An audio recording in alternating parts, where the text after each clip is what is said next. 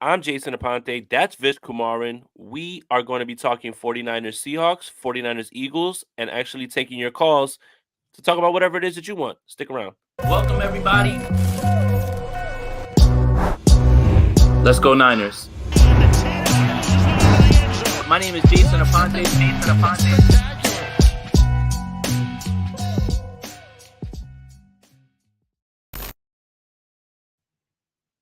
Jason Aponte, Vish Kumaran here to talk 49ers. Vish, what's up with you, bro? How was your Thanksgiving aside from that beatdown?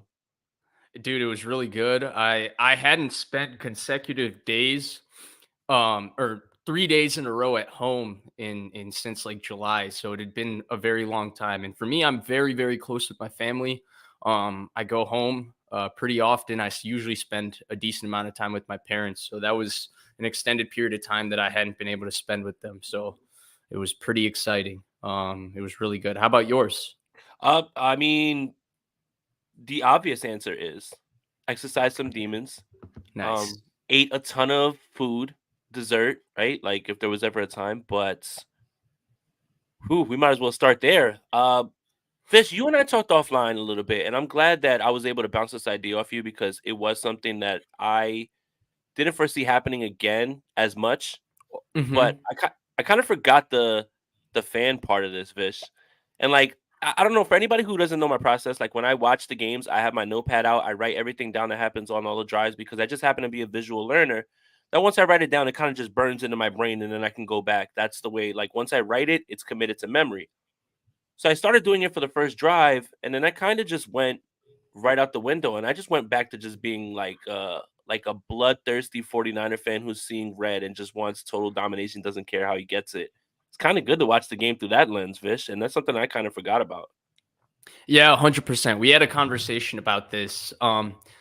For me, I have a different method. I kind of just watch the game, and then whatever I recall, and I let it go right after the show. But there's the anxiety of having to do a show, and that's where you have to just present yourself in front of people, right? And the moment you have to do that, the moment you have to speak in front of people, there's an immediate anxiety of I need to be right. So when I'm watching the game these days, even though I take it in and probably remember the same amount of the game that I did, even when I was not doing this, it's always okay.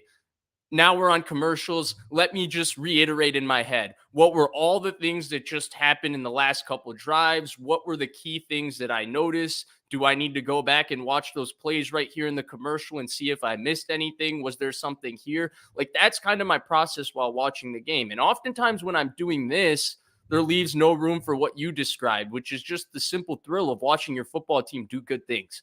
And like you said, for me, I was back home. I was watching the game with my dad, me and my dad, from 2005 to 2019 almost, or 2020, I would say, before until I moved out. Probably watched 98% of Niners games together. There are so many. Oh, geez, Yeah, that's you wild. already see it. I'm There's sorry. there and so there's so many like fond memories from there, and it was I don't want to get stuck in nostalgia because I'm a pretty young person and there's not a lot for me to be nostalgic about yet. No offense to you older people out there, not you, Jason. You're very young. But I just it was just an amazing feeling. And dude, there were a lot of demons from 2014. We don't really need to get into that, but that was a moment I think every 49ers fan can recognize because it wasn't just how they ate that turkey on the field that was messed up. It was the fact that, like, I feel like every one of us as fans knew in that moment that that team was done. And that Yep. team, for me, at least in my young age, was, not to keep rubbing it in that I'm young, but that was the golden era for me at that time of 49ers football. That was the only semblance of success I had seen. And to watch that team fall and fall the way they did in that moment, I don't know that there's been a Niners game since that's given me such satisfaction to watch them win. Maybe the entire 2019 season because it was such a breath of fresh air, but we're so used to winning these days that's I don't get that same like, oh my God, they just won a football game. And I got it from that. 100%. And it's just funny how whatever time you began watching football, it shapes the way you view what your expectations are, right? Because we've got the golden age 49ers fans that I don't accept anything but a ring. Right. And then there's the guys who like showed up at the end a little bit with Garcia and Owens. got there, obviously didn't win anything, made some playoffs, stuff like that. Then you have this black age of where 49er fans were birthed, right? Like they jumped into this Right. with, no disrespect, like JTO and Sean Hill and all those guys. And then you get like that stretch of play because that was the first semblance of you, having a winning team. So it's kind of funny how people look at things because some people don't cherish those moments as much as they do others, only because they've seen other things. But it's just funny how everybody's perspective about things is different based on when you joined, right? Like when you joined when it was bad. You didn't like choose the Niners because they were winning Super Bowls, like that type of stuff. Yeah, definitely, definitely. But I do think that when you're a fan through that losing, it makes the winning that much sweeter. Like to me, 2011 and 2019 are the two like special seasons in my life. And it's one, I think part of it, Jason, is I'm probably too crazy about the fandom in the sense that it dictates a lot of It's a my good one. life. Like when the Niners are good, I have good years, I feel like in life. When the This is Niners a are good one. bad, This is a real good one. No, this is a good oh, one. This that's is a good one. funny.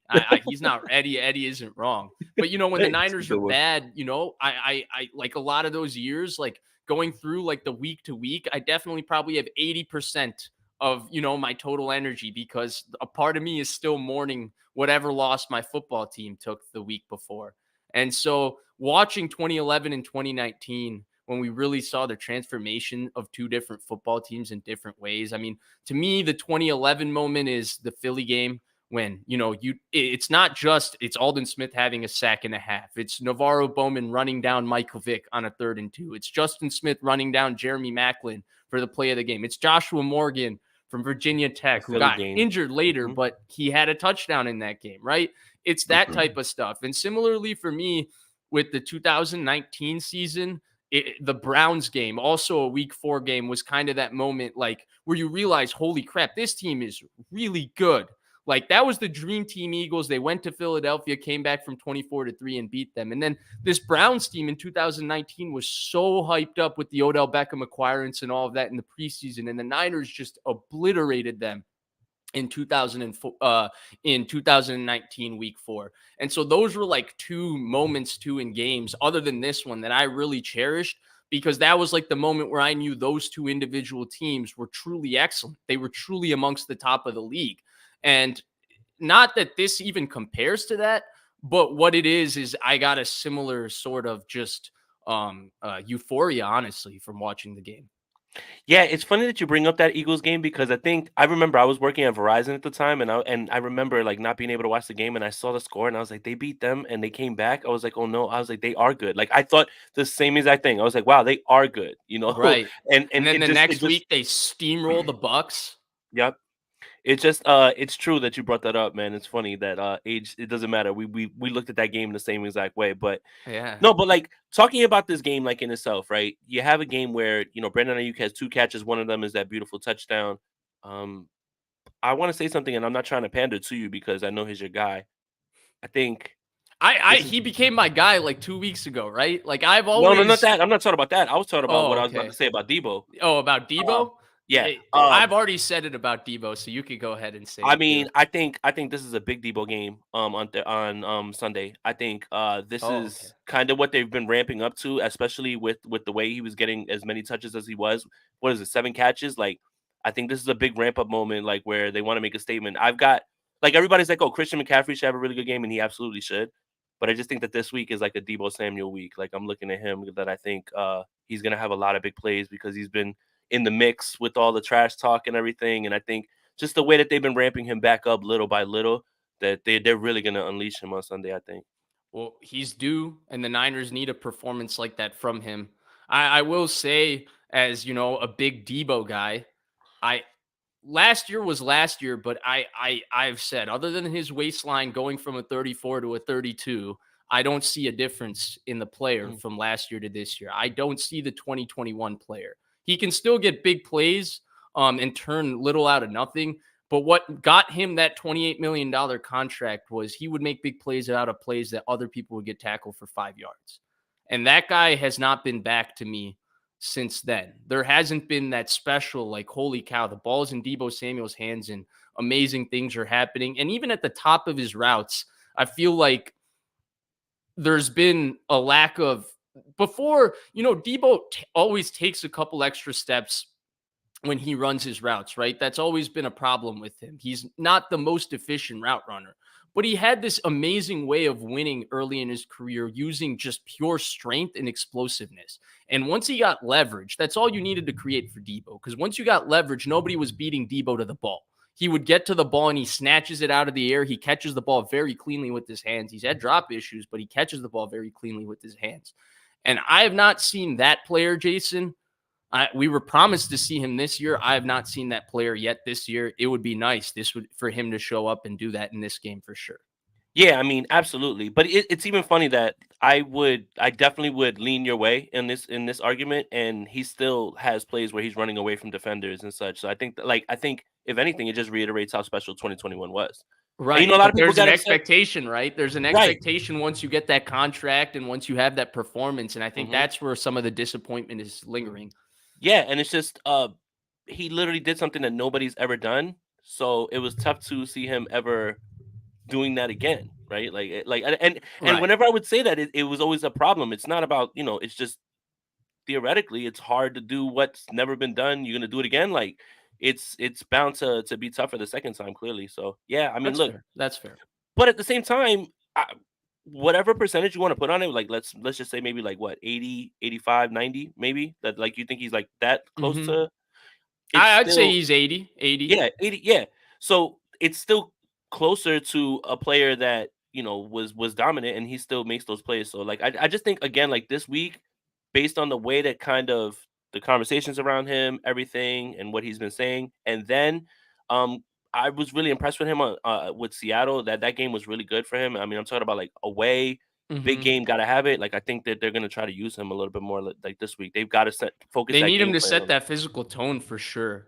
And And that's the one thing about him that's special, right? And yeah, I feel like, I mean, I've been talking to you about Niners football like pretty early on from when I started on YouTube, right? I think the first show we did was before the Niners Patriots game in 2020 with Fran 49er and Bronze. I don't know if you remember that, but that was the first show you and I did. yeah, Um, and the one thing about Debo to me that's been consistent from the moment we've been talking is like they really like his energy, his infectious energy with how he competes, the way his competitiveness rubs off on his teammates. There is something to that. And I still yeah. think that, for all of the different players on the 49ers that might be better than him now, whether it's a CMC, a Trent Williams, a Fred Warner, and Nick Bosa, this team feeds off of his energy in a different kind of way. He's still in a lot of ways the heart and soul of the team. Yep. And so yeah. Yeah, I definitely think that there's something to as he goes, they go. And him just being there, right? And whether that is just the presence alone or just they know that he's as physical as he is. But yeah, it's become more apparent like when you're watching how this team performs when he's there and when he's not, even if he's not touching the ball really, how the offense is exponentially better. So Roberto Davis has a donation. And guys, I sent out the link for the call in for anybody who's a member of the channel. So I sent that out earlier. I'll probably wait a few more minutes. If anything, I'll drop it in here just so we can get some callers in so we can talk about whatever you want. But yeah, make sure you're Yeah. joining Vish's channel as well too to get the link. And you can join my channel as well to get the link. Same And thing, except I put it out there for all my members. There's currently 0 members on my channel, so there's not a but link you for just opened it up. You anybody. really never But promoted it, I right? opened it up an hour ago. Feel free to join. I think that this could become a real Tuesday night thing. I've been Yeah. attempting to do a call-in show for a while. I just didn't know what the right vibes was, and if all things go well today, I'm very interested in doing this because honestly, Jason, I don't know about this for you, but Mhm.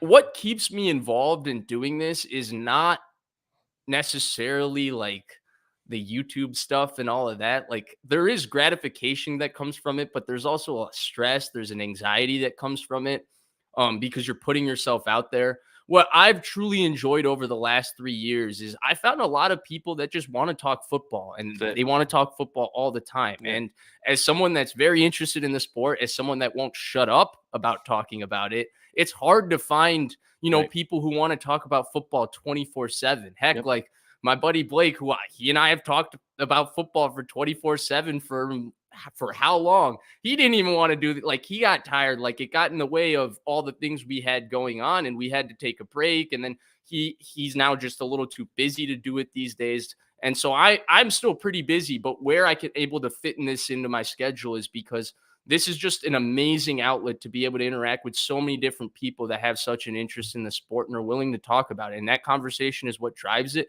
And I'm sure a call-in show will only enhance that. Dude, my call-in shows are all awesome. Everybody has different things that you want to talk about. You know, some people are bored of quarterback talk. We actually have a caller, so let me take Roberto's donation real quick. Debo gonna talk that talk. He gonna walk that walk too. I'm betting on him this week to have a big game. I gotta look at his player props, but I'm in. You're manifesting that bet. I am. I haven't been doing too bad with my articles on Niners Nation. I don't know if you guys know I write for them about my bets. You know, my bets have been pretty good, but all right. We got our first Whoa, call. I just joined the Sprint Right Option podcast. Look at that. Did. Where are you at, Pasquini? But we got Lester. What's up, buddy? Hey, not much, man. Just riding the roller coaster that's NFL football. Everything that's gone on in the league. It's kind of nice to know that I've graduated to a stone cold. That's how I approach the games I listen to. I'm just, okay, that happened. Okay, that happened.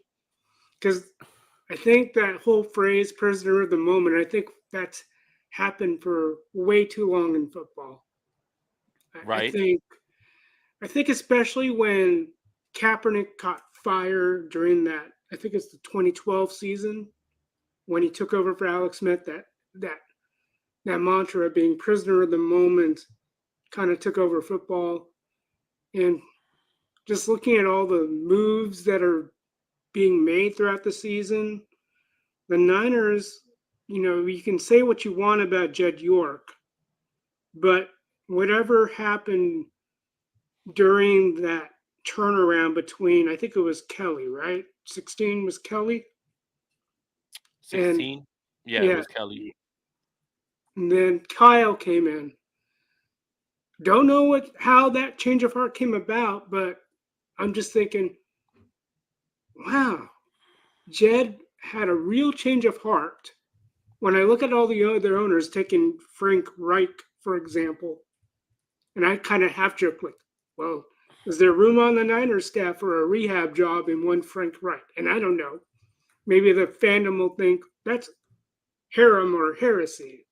About we don't need another retread. I'm like, hey, you know, Kyle can add more to his tree, because it's interesting when I heard some stuff on FS1. I forgot. I don't know if it was FS1, but no, it was Middlecoff. Middlecoff had mentioned some stuff he heard about what's going on with Dable, and it's almost a stain on both trees. I don't even know if McDermott has a tree, but we all know Belichick.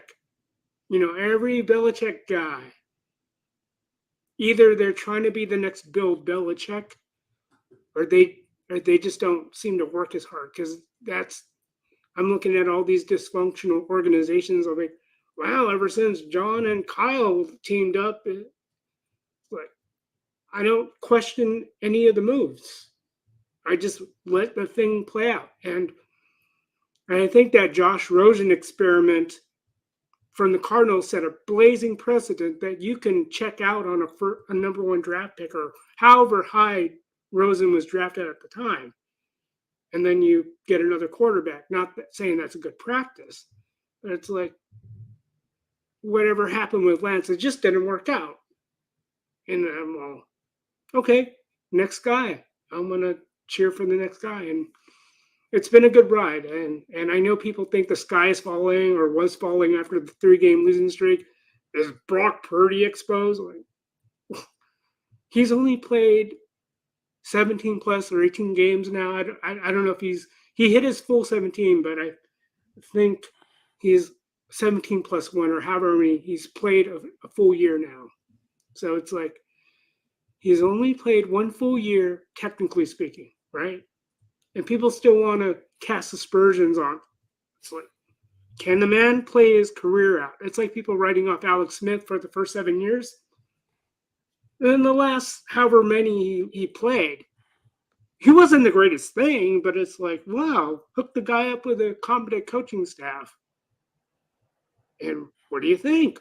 He's functional, so it's just, I've taken much. I don't have this FOMO when it comes to football. I'm more than happy to watch a game or two later, or a day or two later, and it's like I'll let the stuff play out.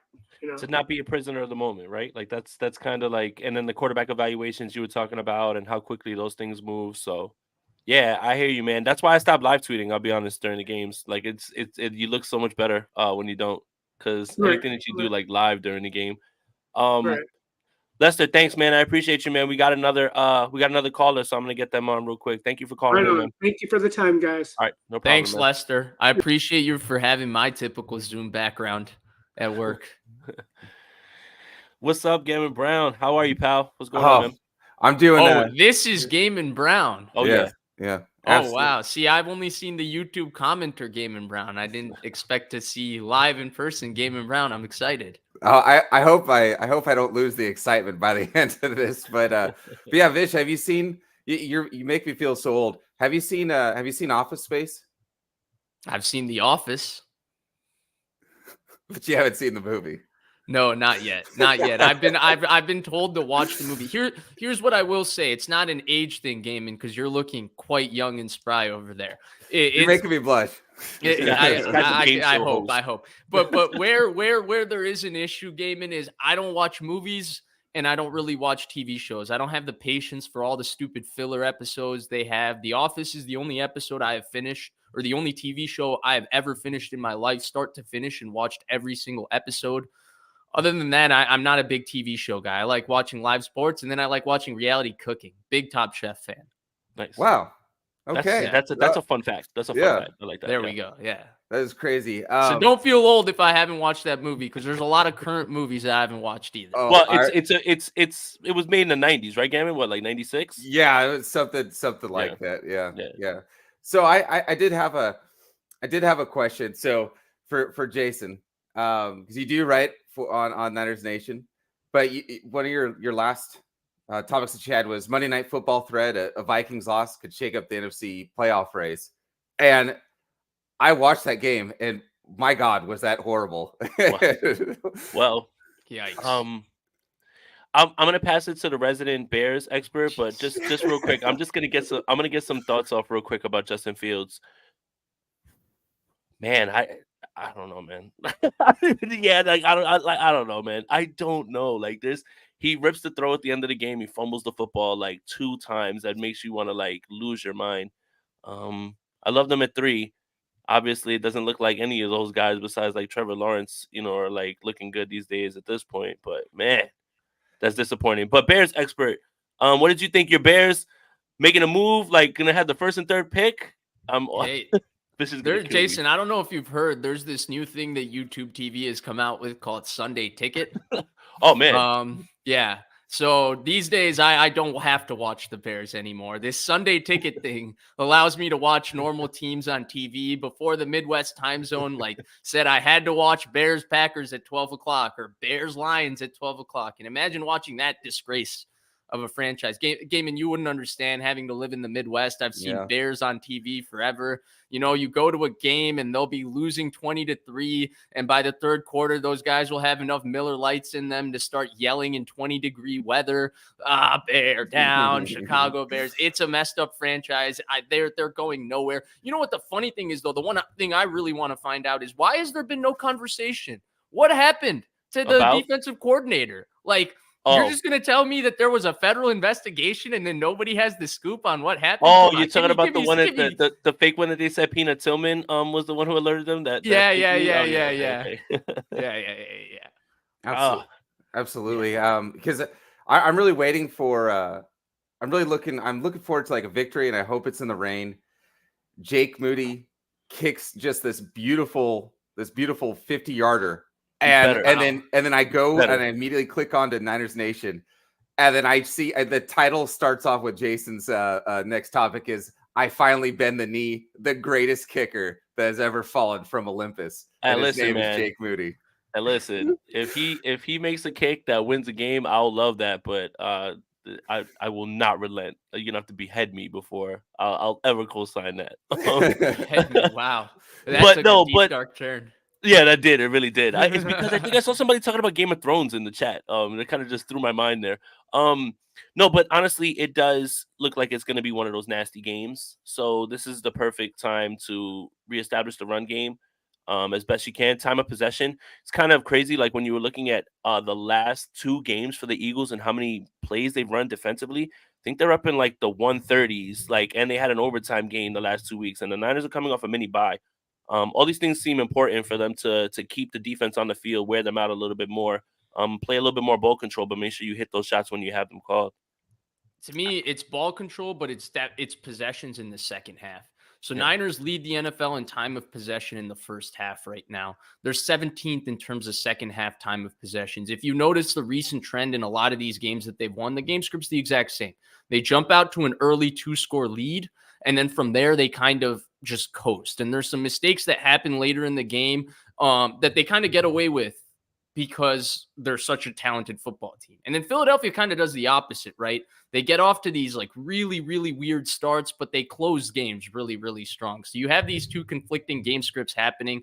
I think if we go off of what's happened this year, the Niners should jump out to a lead as they always do. They should start fast. They should play early. They're the team coming with 10 days rest. They're the team that hasn't played all of these snaps in the last 2 weekends. So they should jump out early. The question is, once they do jump out, can they hold the lead? And to me, that will come down to, will they possess the ball in the second half? And because Philadelphia, the thing they do to keep themselves close in close games is Sirianni is aggressive, man. They go for it on fourth down. They have the tush push, and they do that. So they maximize opportunity in close games. Shanahan likes to go on feeling in those situations, and I hope the feeling includes limiting 3 and outs in that second half. Jason, I have a question for you, and just for you too, Vish. So a couple of years ago, so 2 years ago, I want to say, right? That's when the Rams won the Super Bowl. But they had like a similar trajectory route that we had, where we lost 3 games and then we had that bye. So it's basically like a month of losing. Well, for the Rams, they had kind of this similar thing. They had 3 weeks of losing. They actually coincidentally hit a bye, right? They picked up Von Miller, and then they just went on and Odell Beckham. Right. Yeah, they went on a freaking tear. And so that's like kind of like recently is. Do you remember though why the Rams had a 3-game skid? I don't. Matthew Stafford hurt his back at that time. So he was dealing with the back injury. They lost that awful game on Sunday night versus Tennessee. And then Robert Woods tears his ACL, I think, the next week. And then they get Odell Beckham, Von Miller, try to integrate them. We found out that news, I felt like, after the Beckham trade too, right? Like about Robert Woods, that they were like, oh wow, well that. Yeah. So they were out without their starting quarterback. Sounds no, like a lot he of played. He played. He just wasn't. But he was hurt. Yeah. I mean, it's and that's the funny thing about the 49ers is like this season has been a little bit weirder in terms of start because the 49ers have won games before, but they've never jumped out to a start that they've had like with that 5-0 run where they were just dominating. Like on both sides of the ball, they were playing well on defense, scoring as much as they want. In 2019, you can largely point to the defense as the reason why that team, while offensively they were trying to figure it out before they got a weapon, right? But they won a bunch of games, but it wasn't like as dominant as it was this time. And the 49ers typically like turn it on now, like right now. This is usually when they get things together. And look at that. It coincides with everyone being healthy, them trading for Chase Young. Like, I hate to like go back to history on this, but when a team just continues to do the same thing over and over, it probably just is part of their makeup and how they go, based on the way that they've been, coached and the way that Kyle Shanahan is. Absolutely. Couple more questions for you guys. So we'll take. Oh, hold on. I think we got one more person. We'll take one more, Gamage. I just want to get everybody on. Absolutely. All right. Well, then I'll just cut to this one. Patrick Willis, Hall of Famer this year? Yes, no. What do you guys think? And thank you for your time, guys. Appreciate it. No, you're good, bro. No, you're good. You can stick around. No, but he should be. It's a no-brainer. He should have gotten before Zach Thomas too. For me, Thomas getting in is ridiculous. For me, when I think of, and look, there's been a lot of conversation about this. None of us actually know what the real criteria is for a Hall of Famer. But when I think of a Hall of Fame player, I think of a guy that was utterly dominant at his position, right? A guy that, when I look at in the grand scheme of the NFL, that was a guy that transcended his position for 5 years, right? Like when we think running back, to me, that was Adrian Peterson in my lifetime. Wide receiver, that was Antonio Brown. That was Calvin Johnson. Patrick Willis was that guy. He was the best player at his position for 5 out of 7 years he was in the league. And the other 2 years, he was kind of banged up. When you have 5 first-team All-Pros, I think that every player with 5 first-team All-Pros or more is in the Hall of Fame, other than Patrick Willis. Don't quote me on that, because I looked that stat up like 2 years ago, and now I'm going fully off of memory. So that could be wrong. But I do think that that's true. And yeah, I'm 100% with you, Gaiman. He's got to get in, right? Like, what's the issue here? I'll hold you to that, Vish. I'm gonna clip that. I'm gonna hold you to that. Oh gosh, oh gosh. Well, Vish has a pro Hall of Fame take for a 49ers player. You gotta make sure you write that one down. You should hear my other take about his last one's a doozy. We're not doing that here. You should hear my other take about that player versus the current running back on the 49ers. So we are not gonna do that. Gammon, appreciate you, bro. I'm gonna get you out of here. I'm not trying to get Vish out here, getting that started again. Thank you, buddy, man. All right. Our next caller, just give us a sec. We'll take this one real quick. Eddie V says, in my opinion, whoever wins in the trenches wins. Thoughts? I think that's on both sides of the ball at this point.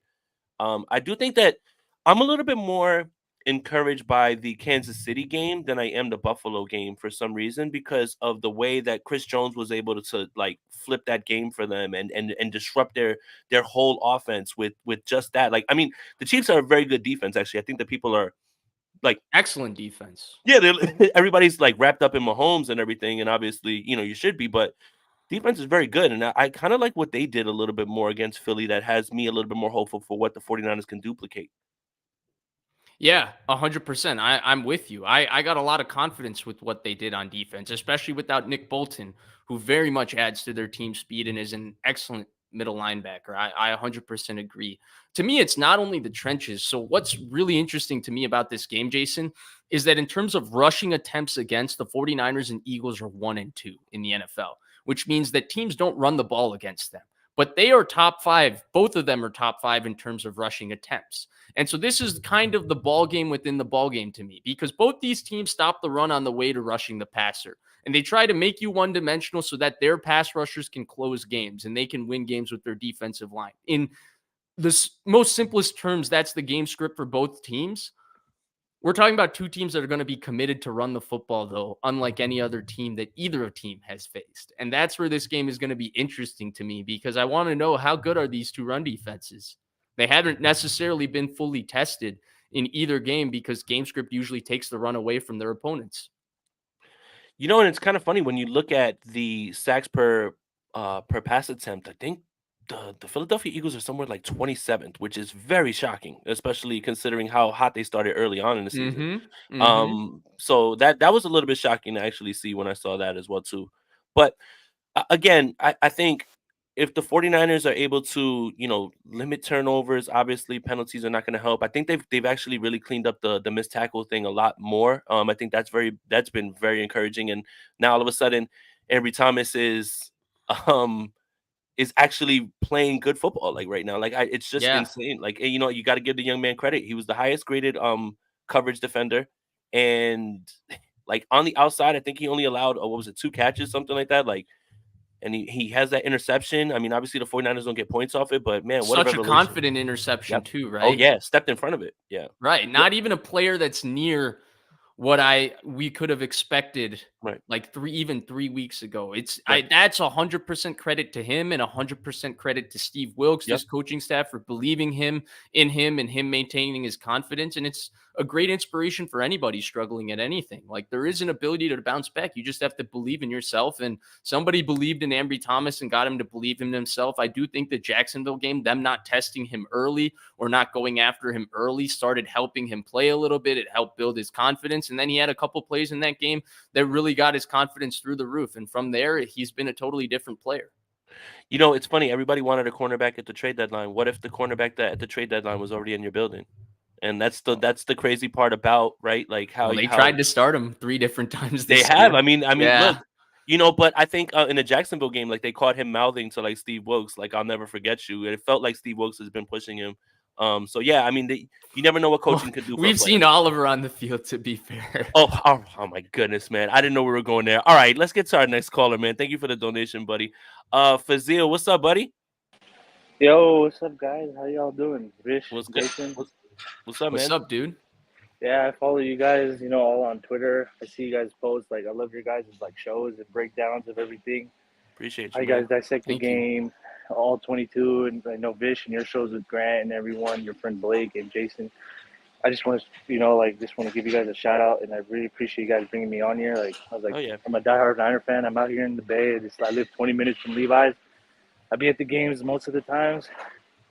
But yeah, man, I'm just like, it's time to go get Philly. Like everyone's just talking about, what happened in the NFC Championship with Brock and just how that game went, just the vibes going in that game. I feel like we're a little bit more healthy coming in now. We got a little bit more rest. And the Chase Young trade, including, us generating more pressure, Steve Wilkes moving to the sideline. I think the aura, like just the morale of the team right now, I think they're just very well together. I feel like this is going to be a dogfight going into this game.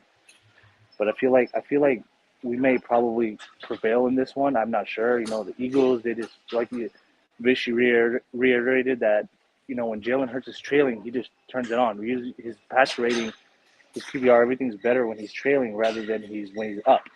So then that's going to be the main test. If the Niners go up 1 or 2 scores, third or fourth quarter, we cannot step our foot off the gas pedal. Shanahan, we want to play conservative. We got to keep our foot on their throat. We got to keep it rolling. Our defense is playing high. We're rolling off everything. We just got to keep it going. We got to run the football. I think we need to control the clock, and we just got to keep it rolling. And I feel like we'll get them this time. But I feel like this game will be huge, and it'll probably decide. If Philly wins, they're going to get the 1 seed. That'll probably be for sure. If not, we draw a game closer, and then they got Dallas next week, which will be a tough division opponent for them. So we'll see what goes on. Mm-hmm.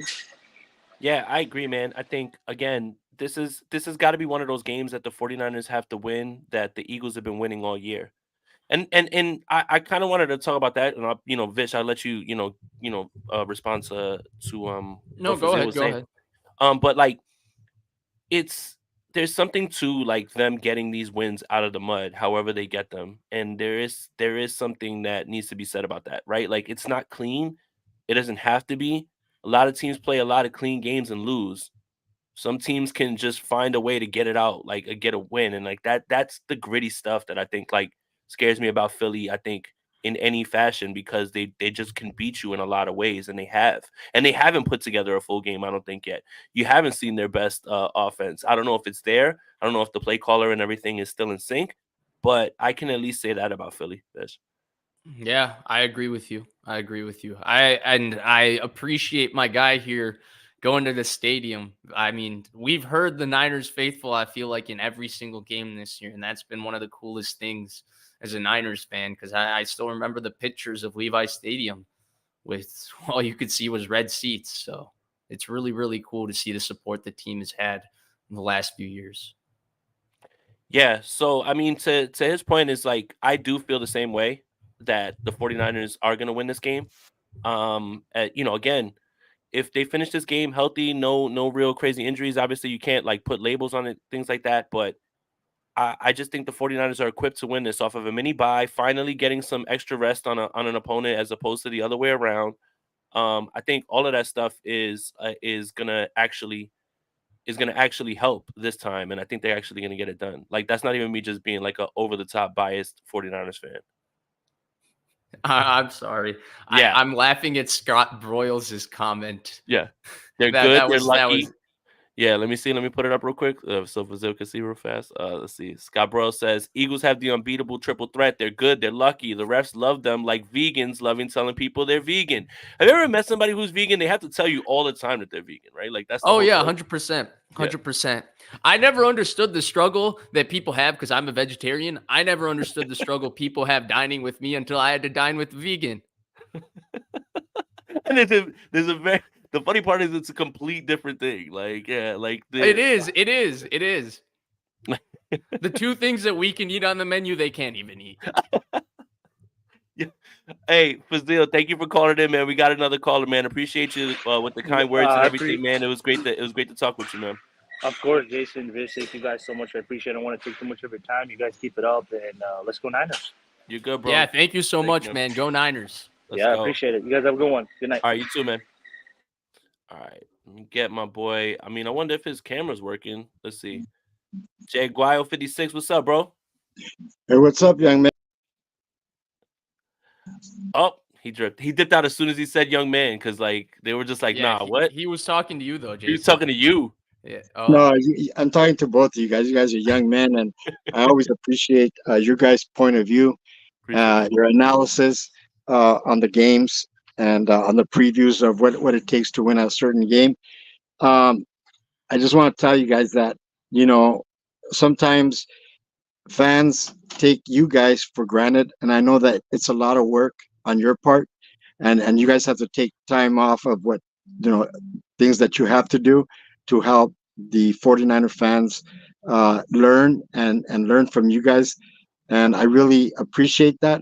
And it's not just I'm an older guy, and I appreciate that there's young men like you guys that I know that when I'm gone, you guys are going to keep it up into the future, and I really appreciate that. It makes a big difference to me.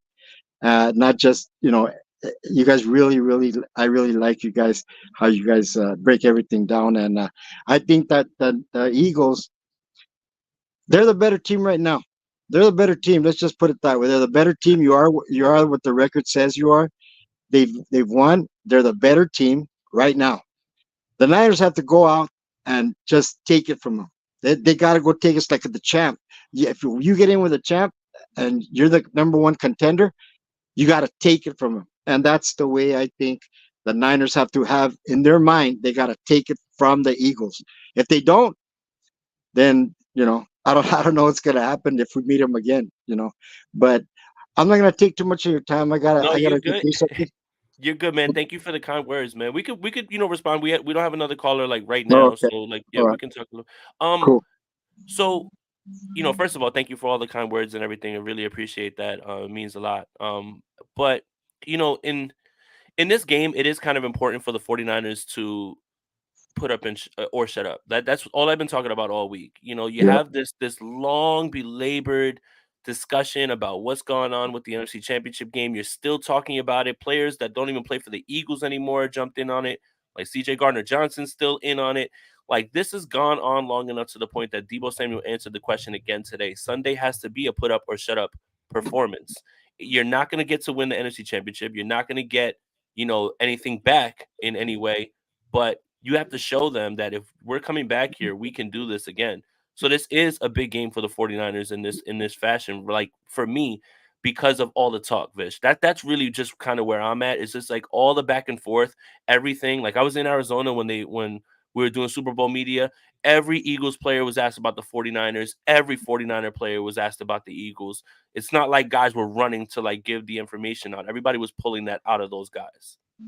Yeah, 100%. But to be fair, and this is where, like, yes, they were asked questions, but the Niners players also said what they said, right? They did. Like, there's a way you could have answered those questions, and they were not, they were a little bit more aggressive with how they answered those questions. Now, if they, I do think the important thing though is that, and I feel like the Niners have had that mentality this week in terms of how they've answered questions, is to not worry about last year. Last year was a totally different football season. They were two totally different teams, right? The Philadelphia team that came into last year was kind of like the Niners in the sense that they won every game kind of by larger margins. They were a much more dominant football team. This year, they're the close game kings. It's a very, very different game. It's a different team. It's a different Niners team in a lot of ways to me.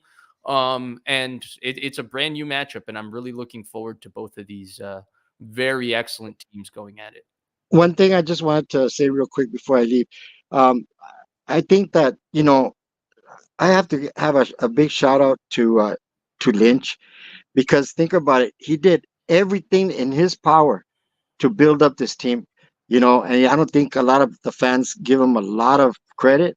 But if you think all of and Adam Peters, of course, but you know, he did everything. Think about it. He got McCaffrey.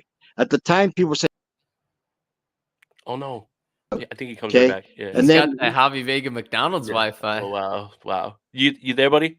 yes, I am. All right. Can you hear me? I Yes. got you. Okay. I'm sorry about that. No, not at You're all. good, It man. was more making fun of Javi, not you. Oh, Absolutely. and I Yeah. was just thinking. I was just saying that Lynch has done everything to get and I think right now, honestly, I have full confidence that we have the talent. We have the talent to beat the Eagles, but you have to prove it, right? It's like it, I know it's a bad memory, but when the Ravens and the Niners played in the Super Bowl, I thought for sure, that our defense was going to shut them down. And when Flacco went down the field and scored, like I was like, what the hell's going on here?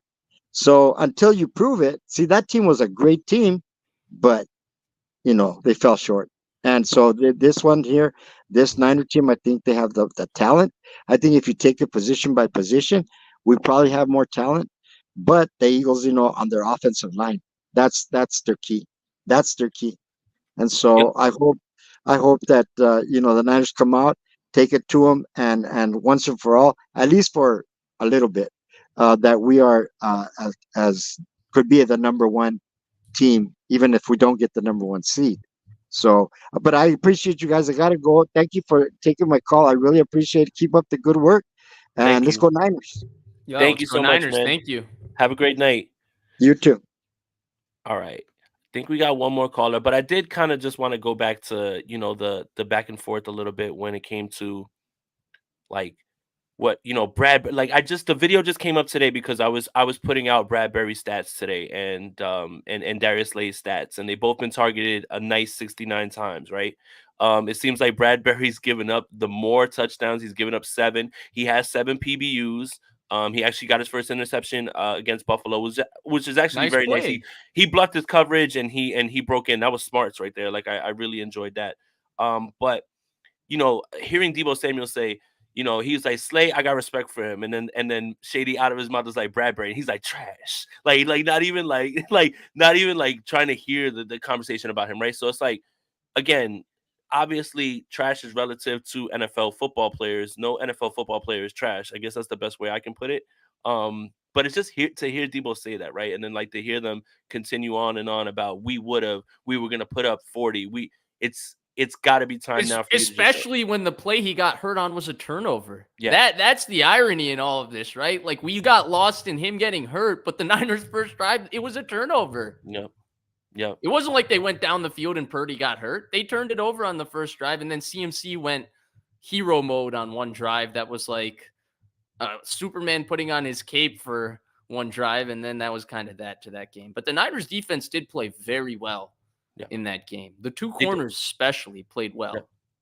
Yeah, and funny enough, that's exactly what's happening this time. So let's put on we got Johnny C on here. Got his camera on. What's up, buddy? What's going on, Vish? What's going on, brother? How you guys doing? What's up? How are you, dude? So, Vish, I'm never overconfident, but the Niners don't have an issue here with this Philadelphia team. That defense that I watched against Buffalo is simply not very good. Buffalo had 505 yards of total offense in a rainstorm. So, Vish, and I'll ask you this like this.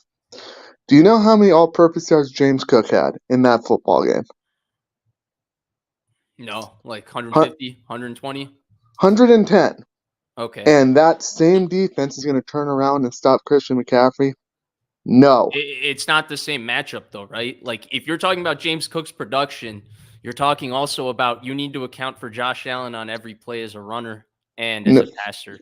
But, Vish, also, when I look at the 49ers as a whole, Vish, we do this every year. We somehow have a lull in the middle of the year. They get it figured out, and then they get better as the year goes on. So this is what's literally happened on the defensive side.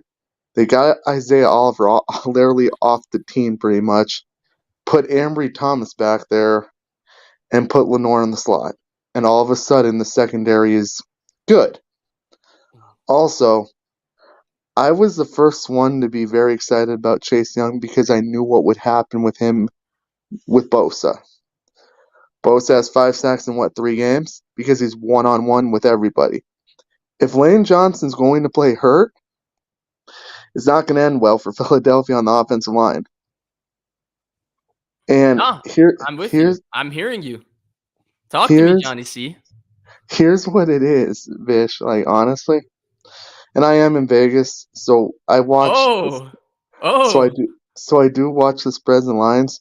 So I'm going to tell you something, and this is the first time in betting history. Info. Let's go. I'm running right to the sports. Since it's the first time, I think, in the Super Bowl era, right, that a 10-1 team is a field goal dog at home. If Philadelphia was so much better, why are they an underdog at home? The money's coming in on the Niners. Everybody's putting the money on the Niners. Does that not have you a little bit sussed out? Well, Whenever we get these kind of funky ass lines from Vegas, I see it in the NBA, right? They'll tease us with an Orlando Magic at the Nuggets game. That'll be like Nuggets -3.5. And I'll be like, you got me kidding me. And the Magic will win that game out of nowhere. I've seen this. But here's the other thing, though, Vish. When I look at the Niners, it's going to be raining. I'm glad. That makes me happy for one reason. The Niners defense is going to travel. It does not affect what they're going to do.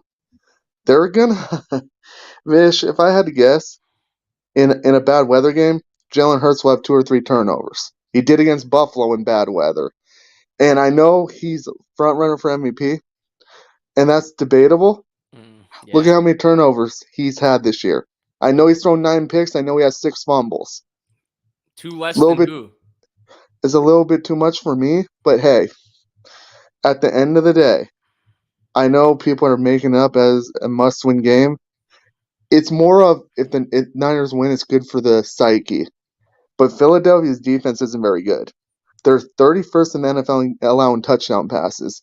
And most of that, Vish, and there's some stats here that I had that I could send you. Most of it's in the middle of the football field where they're getting torched. They're not stopping Kittle under any circumstance. I mean, their linebackers are their weakness.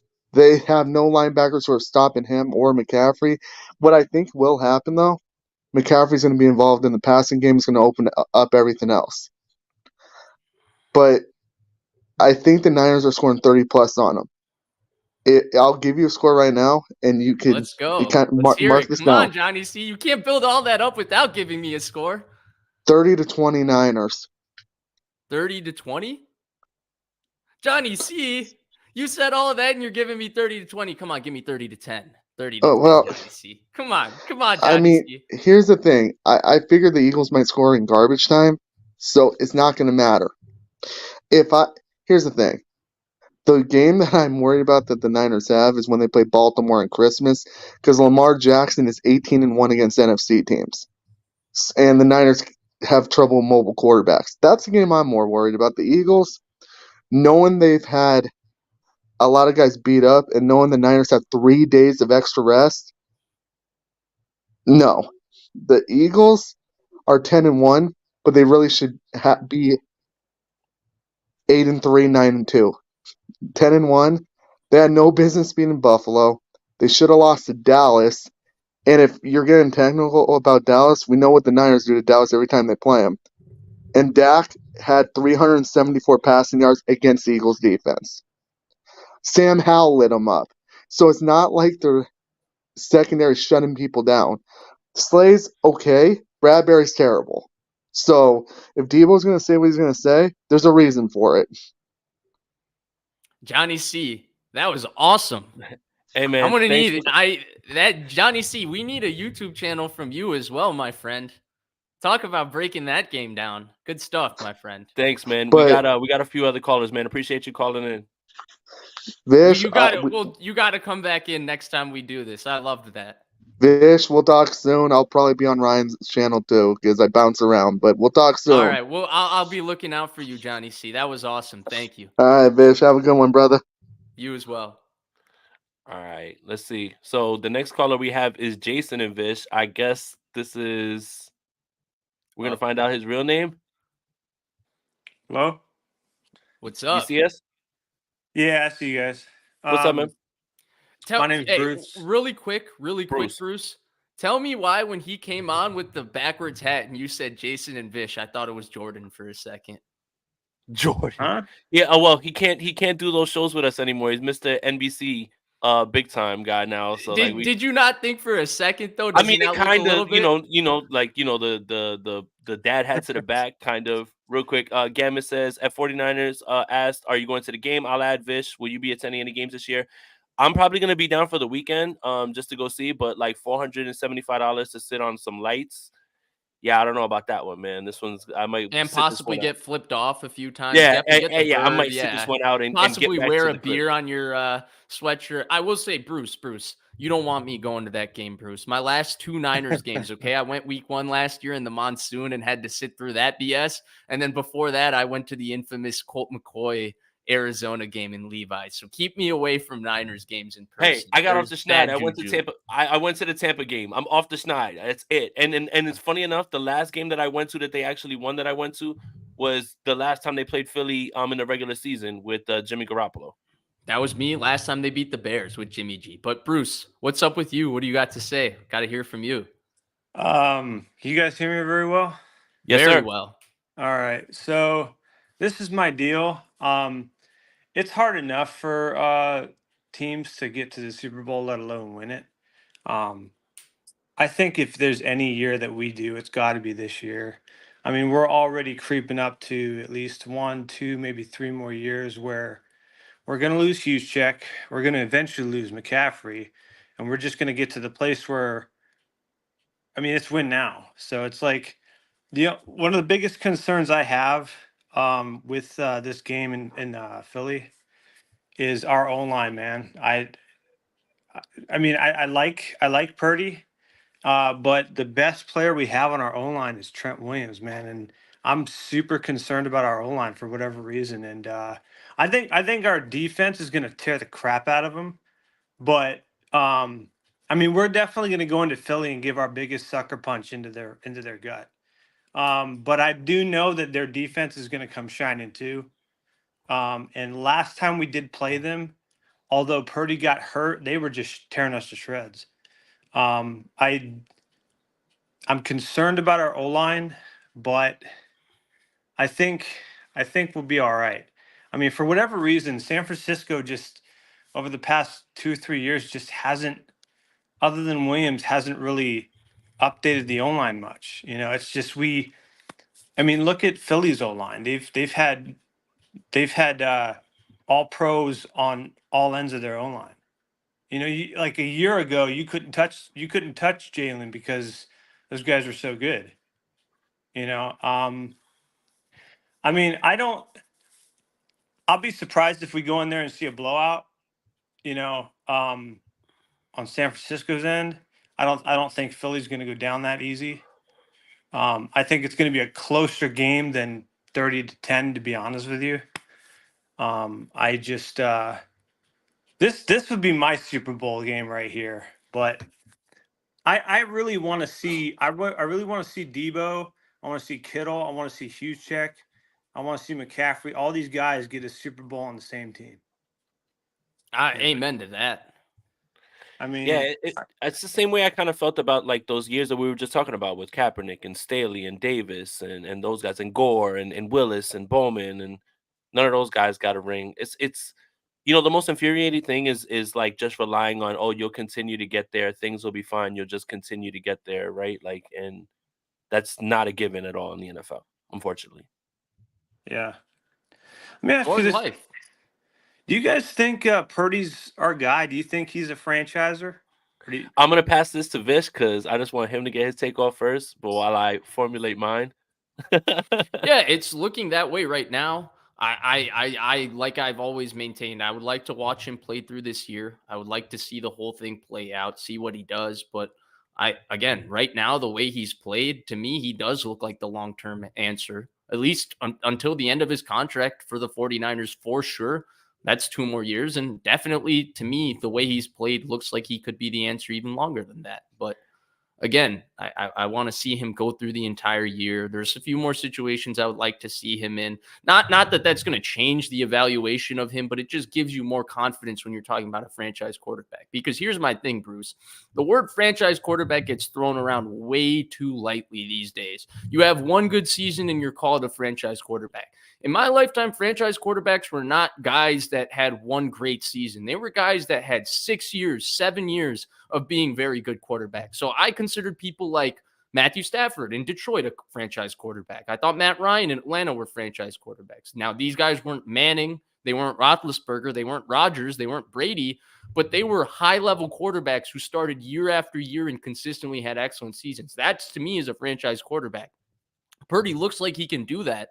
But, of course, I would love to see a larger sample to know that sustenance is going to exist. I mean, how many different the first caller went on a long had a long conversation about prisoner of the moment. And I don't think that necessarily applies to Purdy, but we've seen a lot of different quarterbacks succeed on one-off. Everything Purdy is doing looks sustainable. But again, I would love to see the entirety of the season play out and have a full body of work to reflect on. And plus, I also want to watch it once in the off season. So I watch all his snaps maybe a couple of times during the season to do all of the shows and talk about it. But you're so unobjective during the season because you're rooting for the team and the team is winning and everything looks good. I like to take a look at it outside of the season.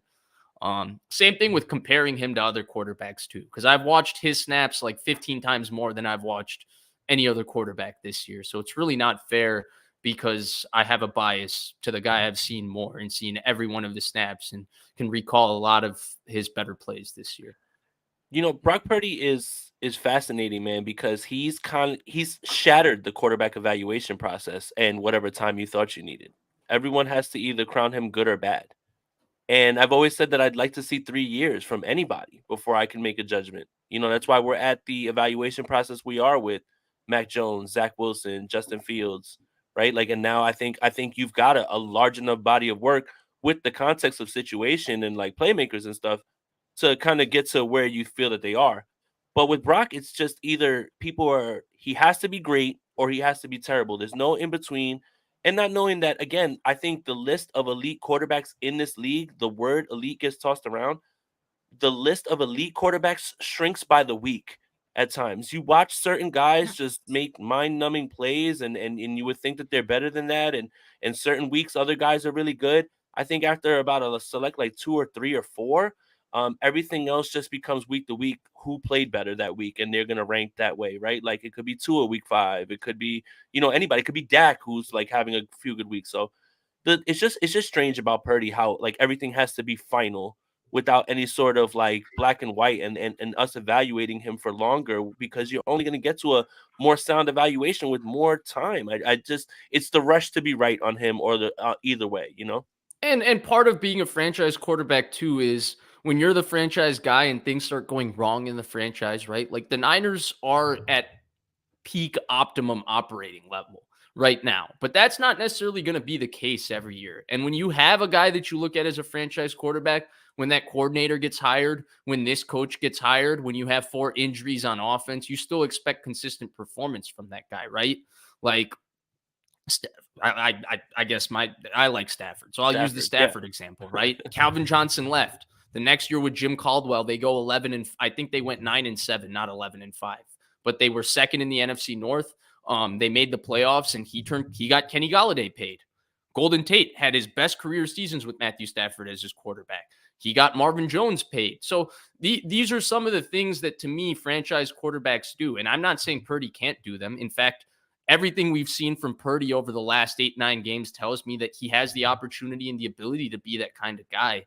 It's just about letting that process play out. And I think where Jason hit the nail on the head is that people are looking for definitives as that guy. But think about the perception of Kyler Murray before we knew about that video game clause in his contract, right? When Kyler Murray was 10-0 in that 2021 football season, we didn't know about his extension. We didn't know about the video game clause. He was the number 1 MVP candidate in the NFL at the time. People were looking at him as a possible top 5 quarterback, a franchise quarterback, a guy that would get the no-brainer second contract. He has kind of a weird end of that season getting banged up. He has a terrible playoff game versus the Rams. And then the Arizona Cardinals kind of suicide bomb his entire contract situation by changing the entire national perception of him by putting that information out there. Now who considers Kyler a franchise quarterback? And that was a guy who had 3 years where he ascended year after year. He took a franchise that had the number 1 overall pick, turned it around with a coach who had no semblance of success in college or the NFL, and made the playoffs. And not a soul looks at Kyler Murray as a franchise quarterback. I don't even look at Kyler Murray as a franchise I don't think so either. Yeah. So that's just how things really change in the NFL. And that's the reality of the situation. And as much as we would like to sit here and be like, yes, Purdy is that guy, until we see a larger sample size of him going through it, we're never going to know. We just know that he seems to show the ability to be that kind of guy right now. Yeah, and again, it's all week to week. Bruce, I want to thank you for the call. We just have someone else on here, man. Thank you for calling in, bro. I really appreciate it, man. Yeah. Thanks, absolutely. Bruce. Yep. All right, have a good one, man. All right, we got JD Davis next, I think. And shout out to everybody in here. We got almost 165 people in here. Just make sure you like this video, subscribe to both channels, hit that notification bell for when we go live. It's gonna be a fun week around here with the Eagles, man. So here, let me get JD Davis on. What's up, bro? Oh, we got a nice Eagles guy. Yes. Here. All right, perfect. I love this. Yeah, if it's too many 49ers fans, I just hopped on YouTube, happy to see this go live. It's my first and I'm time sorry, seeing and I'm sorry that it took so long, man. I didn't mean for us to like. I ain't gonna hold you. If I'd have known you were an Eagles fan, I might have waited like another 2 more minutes. No, I'm just playing. Nah, it's cool. JD, I will say, one of my close friends, he's an Eagles fan. I've received a couple of calls from him after the NFC Championship game when Purdy got hurt, all of that. It's actually his birthday today. So I let him know that they're here. Eric Pruitt's here for you. There we go. Eric, my boy. They're here. He was in the bully ball chat earlier today too. He was, hey, look, I love it, man. We've literally made friends with other fan bases, YouTube consumers, right? Like, so we have like a Detroit Lions guy. Shout out to Don Burr. We got Rams guys. Everything they always come back, no matter the outcome. They always end up coming back. So that sweatshirt is tight, by the way. It is. It's real good. Yeah. That's what's up, man. I mean. But yeah, I want to throw a little monkey wrench in here. I think y'all got 49ers fans. We're getting too happy. We're getting too happy about like what we're gonna do, and then we're missing something. I just want to come here and get a little bit of straight. I like it. He's heard John C. That's what happened. I like it. Man. I like it. Yeah, John C. was talking some BS. Okay, here we go. Right to it. You know, I mean, he was a stat guy. You know, we can get caught up in the stats and all this and all that. I mean, what he said, some of what was true. You know, I'm a football fan, and football fan first, Eagles fan. So but above being an Eagles fan, I'm a football guy. So regardless of my team loyalty, I'm still gonna keep it real, keep it honest, and not try to give a realistic opinion instead of a biased one. So you could give a biased one too. We're okay with that. And you know what? Listen to what you have to say. And not to cut you off too, I feel the same way. Like I always tell people, fan how you want to fan. Like that's it. Don't let nobody tell you anything. Like at that point, right? I just don't want to be like Cowboys fan and be delusional. You know what I'm saying? Look, I'll be honest with you. I'm shocked that the Cowboys fans who pulled up during the week, they pulled up right after the game too, and they were like, "Hey, you got it." Like like they were gracious about it. I gotta give them respect at least. The ones that interacted with me. Okay, well. But so let's talk about it. I just want to say I think it's gonna be a good game. I mean, that's what we all hoping for. The thing is, I think like for me being an Eagles fan, like I would say right now, this is probably one of the most complete teams or most balanced teams that I've like witnessed through my lifetime being an Eagles fan. Like I've been an Eagles fan since I was like 7 years old. So I'm 31. So it's just like. This is especially on offense. This year on defense, we not really where we supposed to be, especially in the back end, and that's where I would say the advantage is the San Francisco y'all D line with y'all linebackers, but more so the linebackers with Greenlaw and Warner because they very good sideline to sideline. But I've been watching. I've been keeping tabs. On the Niners, watching some games and stuff like that. I just think I think we can from what I can see, that I think we can run at y'all. You know, like not really too much sideline to sideline because Warner and Greenlaw are very good at that. You know, especially reading them run fits and them gaps and things like that. But so I mean, like, but as far as our defense, our backing is not really. It's still kind of trying to figure it out. You know, with the addition of Bayer, and then we still got some guys in and out the lineup, stuff like that. But I feel as though like we got to make Purdy throw that ball. We can't let him, rely on Christian McCaffrey because once the run game open up for the 49ers, then the whole playbook opens up. That's what I've been seeing. Mm-hmm. And we can shut down that run game because we got a rotation of D linemen in. Yeah, I mean we got linebackers injured from last game and stuff like that. But I just feel as though like once our D linemen, if they can hold up, it's gonna just set everything up. Trying to get pressure on the quarterback. That's just my take on it. Can I ask you a question? Can I ask you a question? Sure. I just would you agree that you guys have won a lot of games and you still haven't put together a complete game yet? Oh, 1,000%. 1,000%. Isn't there something to be said about that a little bit? Just like you guys haven't really and finding ways to win. Like that's the start. Like kind of. Yeah, that's what your boy Johnny C. who talk about we should be 8-3. What we woulda, coulda, shoulda. The sky could have been green, but it's blue. You know what I'm saying? Like, if Johnny C though, he was coming in here hot. You know what I'm saying? If my auntie had one of those, they'd be my uncle. You know what I mean? Yeah, right. Hey, thank you. Yeah, thank you for keeping it a family. So I appreciate that. Yeah, so but my thing is, we haven't put a good game plan together though. But what I told a guy like 2 nights ago, he was a Niners fan. I said I think why y'all started out so hot 5-0 is because on offense y'all really didn't lose anything. Like y'all didn't, everybody y'all had last year, y'all brought back, Kittle, McCaffrey, Debo, Ayuk. So, and y'all had the same play caller.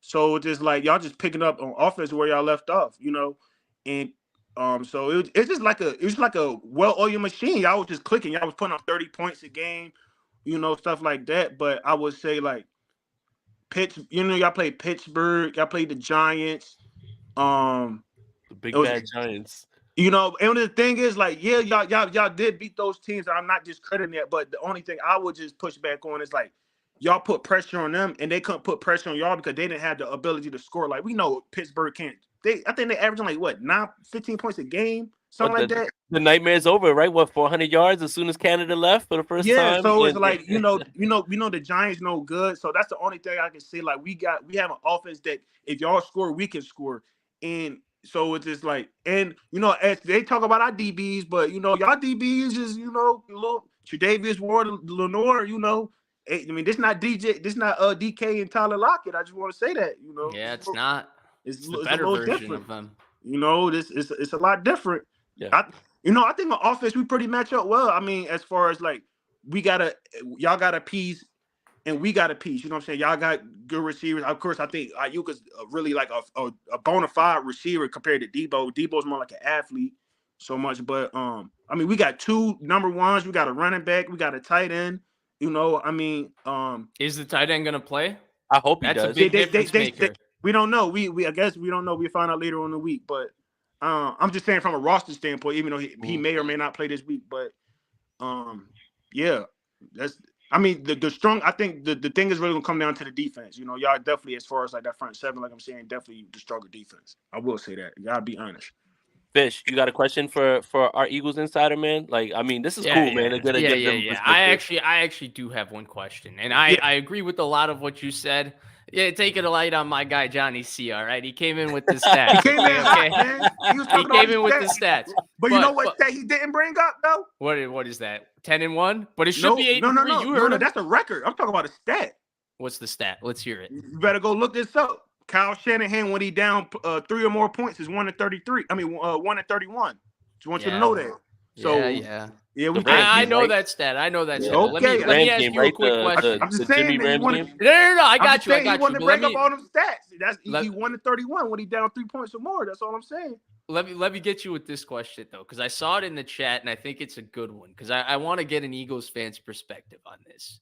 Okay. How do you feel about Nick Sirianni and that entire personality. Look, I think Nick Sirianni's a really good coach. And when we talk about the Eagles winning close games, to me, the tush push, how aggressive they are in the fourth down, how analytically they're committed as an organization, they're increasing probability every time to win these close games. And when you have the more talented team and you give yourself every chance to win these close games, that's how you win every single one of them, as Philadelphia has this year. Right. But the entire personality, it is something. It's a little Jim Harbaugh-ish. What do you think?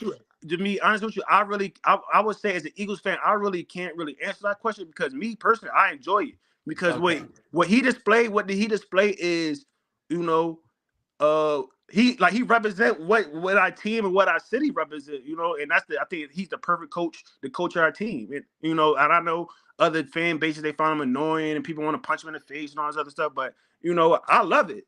And I guess, and that's just I guess being the bias of it, you know, like he's just not one of those coaches just on the sideline and just like, you know, just clapping his hands at the good play. Like he in it. You could tell like the players catching strays for no reason. He just sitting there, you know, catching strays. Yeah, I mean, the only thing I didn't like was in the Super Bowl. I think we was up and he was like taunting Kansas City. I'm like, no, we can't be doing this. This is Super Bowl. This Andy Reid, Patrick Mahomes. But other than that, I enjoyed it though. Okay. Yeah, that's fair. That's fair. I will say it's a little, he's not. I mean, you have to know he's not like around the league, right? I know that. That's what I'm saying. Yeah. That's what I'm saying. That's why I say like he represent our team. He represent our city because nobody likes us and nobody likes him. And so it's just a perfect match, you know. And he needs to be that villain. I think that there is a lot to that. There is a lot. Somebody got to be the bad guy, you know. We can't have all good guys, you know. Somebody. That's what make every story great. Is a bad guy, that's a good guy, you know. So somebody gotta be it. Hey man, we appreciate you calling in too, again, giving us the Eagles perspective. I think that's fun. I think all the shit talking and everything, I think that's so fun.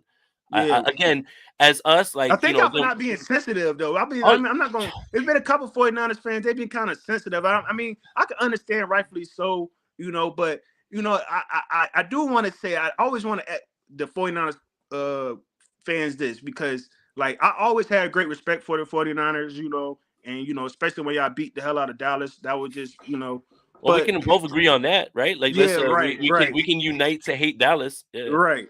But the thing is about, like, last year's game, what I just kind of, like, was a little bit, like, confused about, it was like, well, I understand both of the quarterbacks got knocked out of the game. But, like, why nobody blame the coach for this? Like, because you put your third string tight end or backup tight end. I don't know what string he is, but he definitely wasn't a starter. On our best pass rusher. Yeah. Like, what indicated you to think that was going to work? Like, if he's moving tackles out of the way, what do you think you're going to do to a tight end? Then you put him one-on-one. It wasn't a chip. He wasn't double team. You know, it was one-on-one with a backup tight end. And you got your quarterback knocked out of the game. Yeah. And everybody's mad at us. I don't get it. You want this one or this is a good one. I think this is a really good one right here. I think it's a fair question and it's a fair talking point, right? Like a lot of different people have brought it up. What I will say is, to me, that's standard max protection football play in play action. Like, if you go max protect, you're going to end up with the tight end ending up on the widest guy on the line. They've run it 100 times. Right, and Reddick is almost lined up as a 9 technique on that play. He is so wide out there. The idea is that the misdirection of the play action combined with the long path that Reddick has to the quarterback, you hope the ball gets out of the quarterback's hands. I mean, I feel like a lot of the 2020 hindsight on it is because Purdy got hurt on that play. Right, it's just an excellent play by Reddick in the case that Purdy doesn't get hurt. Ideally, you want to avoid that matchup, but there's certain times where you're going to have to take some chances protection-wise to take chances down the field against this secondary. And I think that's where this game is going to really come down in a lot of elements to that particular thing. It's how are the Niners going to balance. We want to be able to throw the ball against the secondary because I think they're going to be able to throw the ball against the secondary. Everybody's throwing the ball against this secondary. That's true. You know, we made Sam Howell look like freaking Joe Montana. Crazy. Right. Versus, well, the Eagles still have Jalen Carter. Jordan Davis is playing his ass off. Fletcher Cox is still a monster. Right. Don't mess with Brandon Graham. He's still a bad man. Hassan Reddick is still there. And Josh Sweat might be their best edge player this year. So it's going to be, how do they balance that particular thing? Because there's going to be opportunities to push the ball down the field. But when you're going to do that, are you going to take chances with your protection? And if you do, hopefully you don't have the result that the Niners had on that play, which was, I hope we do get it. Oh, sorry. Go ahead. No, real quick. I just want to say that I think that the focus on the play call took away from the fact that Hassan Reddick made a very good play himself. Like I think again, like when you get bogged down in a moment and you look and you're like, why was a tight end on him? You've done it 100 times and it's actually worked many times. Unfortunately, it didn't, and sometimes you just have to tip your cap, like to Hassan Reddick. You know, I'll give you an even better parallel, right? First play of the year, or first drive for the Jets, right? They cut. They're running a little slant flat play for Aaron Rodgers, and they cut, right? A lot of teams cut on quick game, right? They cut their linemen so that they can get down on these guys, so that their hands get down, and then they can throw the ball quickly to the window. Now, what you don't expect is the quarterback to hold the ball in quick game, right? You expect the ball to be out. For Rodgers, that turned into an off-schedule play. The entire discussion about Rodgers hating when linemen cut and all of that only turned into a discussion because he got hurt on that play, right? Like when we're talking about cutting on a slant flat play, like for a quarterback like Rodgers who can make things happen off schedules, logically you understand why you don't do it, but it's a normal football thing that happens in quick game. And so I feel like sometimes, when we're talking about a game that is as physical and violent as football is, when guys get hurt, like the tush push, for example, right? It's worked how many different times? What do you think they're going to say if one of Kelsey or Hurts gets hurt on the tush push? Right. And they're already talking about it because other teams doing it and they got hurt. So, I mean. There you go, right? But they didn't run it right. So that's their fault. But that's neither here nor there. Yeah, I just think it's just funny how things are viewed, when it comes to, how everything is, right? And I think if Hassan Reddick just simply sacks Brock Purdy, no one's going to look at that play and think about it more than like half a second because it'll just be a loss. Purdy's not hurt. You take the loss down and you keep going, right? Like, but it's because he got hurt that you're just like, well, why was a tight end on him? And it's something that's been run a bunch of times. It's just it was unluckily played out that time. And it happens on the heels of the fact that Trey Lance and Jimmy Garoppolo have already gotten hurt. Right, so that's what I'm saying. Like the entire context of it is all changed now when you have all those guys hurt on top of the fact that happened. Yeah, that's what I think I was on another thing today, and I said that too. I was like, unfortunately, like that play or that situation was kind of just like a microcosm of how your season already had been. You already had lost 2 quarterbacks for the season. We lost 4, right? Like we lost Josh Johnson. Y'all started out with Lance, then it was Garoppolo, then it was Purdy, and then Josh Johnson, and then that was so it was just like I don't know, it was just kind of weird just how y'all season went, just losing all these QBs. But I don't know. But hopefully, Purdy, stays healthy this game, so therefore it could be a fair game, and may the best team win, and for sure we definitely see each other in the playoffs. I guess that'll be the goal. Make sure Lane Johnson plays. I want him good and healthy. I want him good, rested, with soup, everything. I want him healthy. Yeah, that's the goal, man. I heard Trent Williams got a bum knee, so I don't know, man. We get him all. I don't know. I do want to say though, man. I think Trent is a little dirty, man. I do gotta say that. He's a little dirty. Look, he's thinking about young Trent when it got a little chippy when he was in Washington. No, I'm talking about when he threw Kayvon Wallace down in the end of the game last year. Yeah, I'll tell you this. Yeah, okay. I'll tell you this. He don't pick on nobody his own size. He punched Richard Sherman in the face. The dude from Cleveland was a DB. He don't pick on nobody his own size. But who his size is gonna pick a fight with him? I don't know, but I'm saying he don't pick a fight with nobody his size. That's all I'm saying. I'll say this. I'm not biased. I try not to be team biased, but my 49er fandom will preclude me from saying anything bad about Trent Williams. I get it. I don't expect you to say anything. I ain't gonna hold you. I don't have a bad thing to say about that man. I can understand it. I can't knock you for that. Hey man, I appreciate you for calling, man. That was, again, enjoy just talking the game, like Vish was talking about. That's it, man. Like, and I think I appreciate y'all because, man, I've been talking to some other people. They just been in their feelings, and y'all gave a real football analytical, and that's when I kind of want to talk to the 49ers fans, something real analytical, something real football, and not be so much, in your feelings about what happened last year. Right. Last year. Win, lose, or draw this game is not going to change what happened last year. You know what I'm saying? The only thing we can move forward. Made the best team win. Hey, if you're looking for good analytical perspective on the game, especially X's and O's wise from the Eagles, I was supposed to go on actually tomorrow. Unfortunately, I had a work conflict, so I can't go on. But I was supposed to go on with Fran Duffy, Eye in the Sky. He's, to me, one of the best X's and O's analysts out there. He does great work. Eagles podcast. I think he actually works for the Eagles too. Okay. So check him out. So all right, man. And what I was man, going to say is, you. I've been to Philly. I went in 2021. I had fine conversations with all the Eagles fans. Oh Nothing yeah, I happened. heard you talking. You said we went with the Garoppolo. Yeah, when Garoppolo had the touchdown, that's when Jimmy was born. Yeah, and that was a close game. And then remember, Quez Watkins got run down. Ran down Quez Watkins at the 1, and we got four straight stops. It was fine though. Like we should have won that game. Quez would have got in the end zone, but whatever. I will say, I had conversations with Eagles fans and nothing happened. Everybody was just talking football. That version of Jalen Hurts and the player that he has become today, I didn't think it was possible. Right? Yeah. I didn't think before I head out of here, I mean, when it comes to that, man, I don't think a lot of even Eagles fans thought it was possible, but me, like I said, like what I told Eagles fans and what I tell people, like when he got drafted and stuff like that, and I knew like his first year, it was bad and whatever the case may be, but like I knew like from his you go to Alabama, you go to Oklahoma, like you're and you could tell like his work ethic. You know what I'm saying? I know it's like he'd be able to work on his game, that he'll be better. We wanted them out of here. We wanted to trade him for Russell Wilson and all this other stupid stuff. But but now Rain, sleet, or snow, Niners got to go. Yeah. So all right, y'all. Hey man, appreciate you, dude. Thank you for calling in, man. Enjoy the game Sunday, man. Yeah, you too. All right. Damn, Vish. Almost an hour 30. Man, it's getting old people time around me. But around me as well.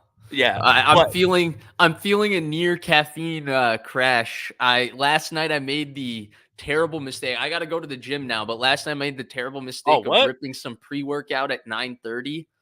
And then I was like up all night scrolling TikTok until 4 a.m. So I go to work at like 7 today. I take a shot of espresso, drink a Celsius, take another shot of espresso, drink a cappuccino. Okay, so I'm on the Dan Campbell demon time right now. I'm about to have a major caffeine crash in like 30 minutes to an hour. And yeah, I don't react well to caffeine either. Like I'm not a big coffee guy, whatever. I just had to turn on my Dan Campbell. It was that kind of day at work. Well, I want to tell you something because you're going through that, right? And I was just telling you, like, I only drink like espresso black, like 4 shots. Like that's like how I'm getting my day going.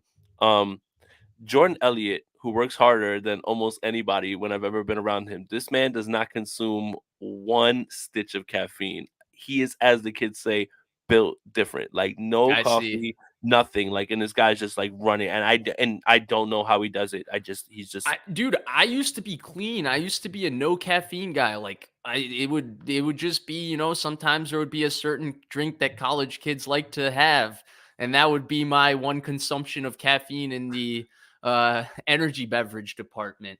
But since then, dude, it's like once I learned, like when you go into the office, like first of all, the corporation, they don't give us complimentary Jack Diddley squat, man. And when I learned that the one delicacy that they're giving us is this $26,000 Nespresso machine, I had to learn how to use it.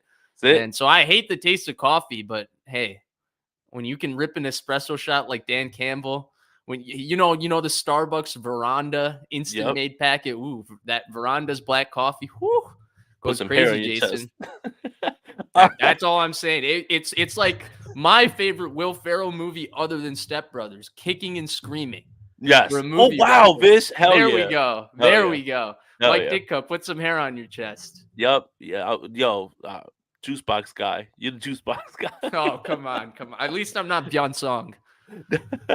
Hold on. And Eddie V says, geez, Vish, a no caffeine vegetarian. I mean, Eddie, I can't help you out. I just told you I had 2 espresso shots of Celsius and a cappuccino today. What else do you want from me? All right, dude, I'm already crashing myself, but it is 11 o'clock on the East Coast, 10 o'clock by where Vish is, man. Hey, thank you guys for tuning in. I'd love to do this more, Vish. Obviously, we should do more shows and everything. Just things have been a little bit, crazy with me moving around and everything, but almost an hour and a half. We had about 170 people in here, I think, at the peak.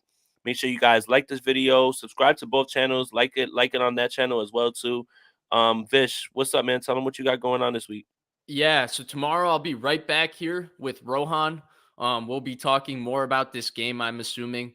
This was my first time ever participating in a call-in show, and I got to say, I really enjoyed it. Everybody who came in and shared, I enjoyed hearing your perspective. I enjoyed that conversation. Honestly, I didn't expect to enjoy it as much as I did, and I look forward to doing this again. And maybe, Jason, you and I can make this like a weekly Jason and Vish call-in show thing on Tuesday nights. Takes the onus off me. I can do less. Like it's all great. Like everything is great, 100%. But no, we did have some great. Look at that. Look at Jason Aponte. He went somewhere else. Everybody talking about working. I'm trying to take things off the plate. I'm not trying to add more. Hey, that's my philosophy as well, man. That's my philosophy as well. Yep. So yeah. So Vish, what else? You got shows coming up? Yeah. So me and Rohan will be tomorrow. The return of me, Larry, and Jesse will be on Thursday. We had a couple weeks where we've not been there. So that'll be good to see. I got no comment. And then I think there might be a couple more things just coming down the wire. It's pretty busy these days. Nice. Absolutely. All right, guys. We're going to get out of here, man. Thank you guys for tuning in. Again, like and subscribe on your way out. And as always, go Niners. Welcome, everybody.